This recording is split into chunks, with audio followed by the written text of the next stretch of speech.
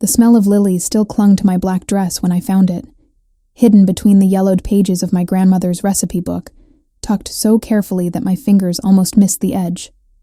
A letter, sealed with her signature lavender wax, my name written in her careful script across cream-colored paper that felt like silk between my trembling fingers.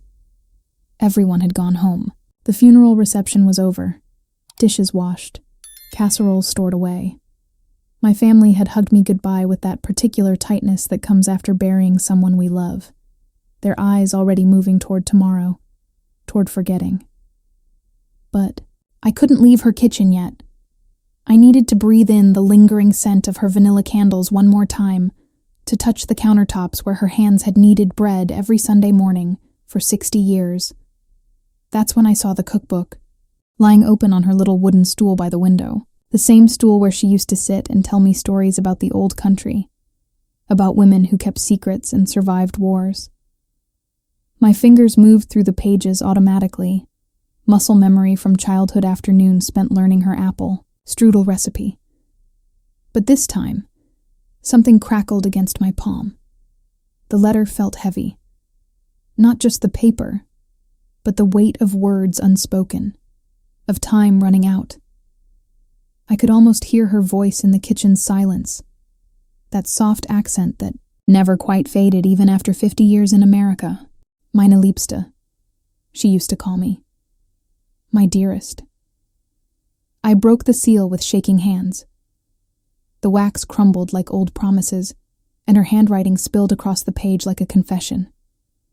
My darling girl, if you are reading this, then I am gone, and they have already hidden the truth from you. I know my children.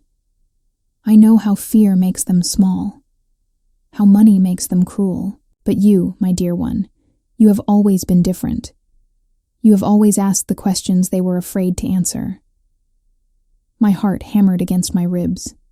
The kitchen suddenly felt too small, too quiet. Outside, October wind rattled the windows like desperate fingers trying to get in. There is something I must tell you about our family.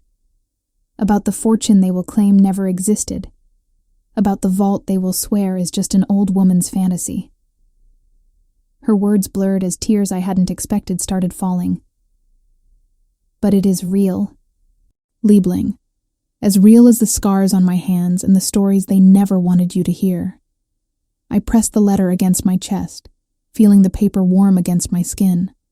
Grandma's voice seemed to whisper from every corner of the room, from the china cabinet where her good dishes caught the dying light, from the windowsill where her African violets still bloomed purple and proud. The letter trembled in my hands as I continued reading. They hid this from you because they know what I know, that you are the one who will understand, that you are the one who will not be afraid of what wealth really means, what power really costs. The vault is in the basement of the old church on Maple Street, behind the furnace, where no one thinks to look. The combination is your birth date, backwards. I have been saving this for you since the day you were born. Church bells chimed in the distance, 7 o'clock exactly, the same bells that had rung during her funeral that morning, their bronze voices carrying her away from us forever. But now they sounded different. Now they sounded like a calling. I folded the letter carefully, my hands steadier now. The kitchen felt different too. Not empty anymore, but full of possibility. Full of secrets finally ready to breathe. The next morning, I called my mother. My voice was calm, measured, nothing like the storm raging in my chest. Mom, I found something in Grandma's things, a letter. Silence stretched between us like a wire pulled too tight. Then, her voice, careful and cold. What kind of letter, honey? About a vault. About money she left for me. The pause that followed told me everything I needed to know. It was the silence of guilt, of conspiracy, of family bonds twisted into chains. Sweetheart, your grandmother. Toward the end, she wasn't always clear. You know how it is with old people. They imagine things, make up stories about treasures that don't exist. But I could hear the lie in her voice, could feel it, pressing against my ear like a physical thing. So you knew about the letter? Another pause, longer this time. We didn't want you to get your hopes up over nothing. We were protecting you, protecting me. The words tasted bitter in my mouth. From what, exactly? From disappointment. From chasing shadows. Your grandmother always had these fantasies about hidden money, secret inheritances. We learned not to take them seriously. I closed my eyes, seeing Grandma's face the last time I visited her. How she'd held my hand with surprising strength, how her eyes had been sharp and clear as mountain water. I don't think she was confused. Mom. Lisa, please, don't do this to yourself. Don't do this to the family. There it was. The real truth wrapped in concern. Don't rock the boat. Don't ask questions. Don't disturb the peace they'd built on a foundation of lies. I'm going to look for it, I said quietly. Look for what? There's nothing to find. But her voice had gone shrill, desperate. The voice of someone protecting something that isn't really theirs. I hung up the phone and sat in my apartment's silence, feeling something crack open inside my chest. Not breaking, opening. Like a door I hadn't known was locked finally swinging wide. That afternoon, I drove to Maple Street. The old church sat hunched between a laundromat and a corner store, its red brick facade crumbling at the edges like an old woman's hands. I'd never noticed it before, this building that had apparently been keeping my secrets safe for 28 years. The pastor was a kind man with gentle eyes who remembered my grandmother well. She used to come here for the German service on Nottingham. Sunday evenings, he said, wiping his hands on a dish towel. Always sat in the back pew, always lit a candle before she left. Such a faithful woman. He led me to the basement without question, maybe sensing something in my face that made skepticism unnecessary. The stairs creaked under our feet, and the air grew thick with the smell of old wood and forgotten time. Furnace is back there, he said, pointing toward a corner where shadows gathered like secrets. Haven't had to use it much since we got the new heating system installed.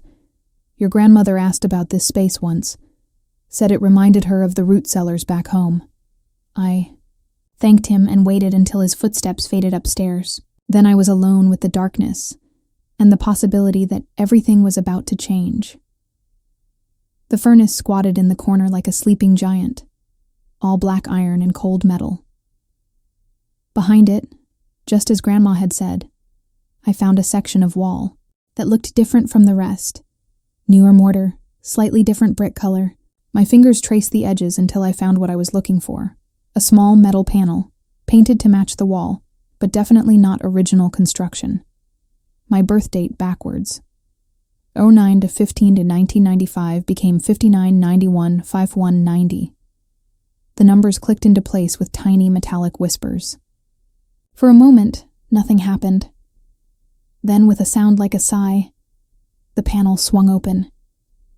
Inside was darkness so complete it seemed solid. I reached in with my phone's flashlight and gasped. Stacks of bills. Neat, organized, wrapped in plastic. But that wasn't what made my knees weak. It was the photographs. Pictures of my grandmother as a young woman, standing next to a man I didn't recognize, both of them dressed in clothes that spoke of money, of position. Pictures of bank documents, property deeds, investment portfolios. And at the very back, a leather journal with her initials embossed in gold. I pulled out the journal with hands that wouldn't stop shaking. The first page was dated 50 years ago, and her words were like lightning in the darkness. Today I made a choice. Heinrich is dead, killed by men who wanted what we built together. They think his wife is just another refugee with nothing but the clothes on her back. They don't know about the gold we converted before the war, about the investments we made under different names, about the empire we built while they were looking the other way. Page after page revealed a truth so stunning, I had to sit down on the cold concrete floor. My grandmother wasn't just a sweet old lady who made good strudel. She was a survivor, a strategist, a woman who had taken the wreckage of war and built something magnificent from the ashes. "I let them think I was poor," she wrote. "I lived simply, saved carefully, invested wisely. I let my children believe there was nothing to inherit because I knew they would spend it on meaningless things. But you, Mena Liebste, you have the strength to carry this forward.